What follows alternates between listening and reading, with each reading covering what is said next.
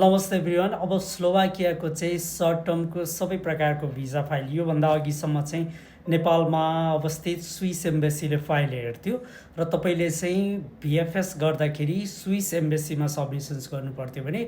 अब नेपालमै स्लोभाकियाको VFS centre पनि ओपन भएको छ र तत्कालको निम्ति चाहिँ भिएफएस सेन्टरले सबै प्रकारका सर्ट टर्म भिजा है, बिजनेस भिजिट, टुरिज्म, त्यसै गरी medical purposes or short study or friends or family short term, यो सबै प्रकारको चाहिँ सर्ट टर्मको भिजा फाइल चाहिँ नेपालमा अवस्थित भिएफएस सेन्टरबाट चाहिँ तपाईँले सबमिसन्स गर्न सक्नुहुन्छ र भिएफएसबाट योभन्दा पहिला पनि सबमिसन्स गर्न मिल्थ्यो, तर योभन्दा पहिला चाहिँ तपाईँको फाइल स्विस एम्बेसी काठमाडौँले हेर्थ्यो भने अब सिधै स्लोभाकियन एम्बेसी न्यू दिल्लीले हेर्ने भएको छ। अर्थात् अब तपाईँले स्लोभाकियन भिएफएस सेन्टरबाट नै फाइल सबमिसन्स गरेर आफ्नो डिसिजन्स लिन सक्नुहुन्छ सबै प्रकारको सर्ट टर्म फाइलको निम्ति।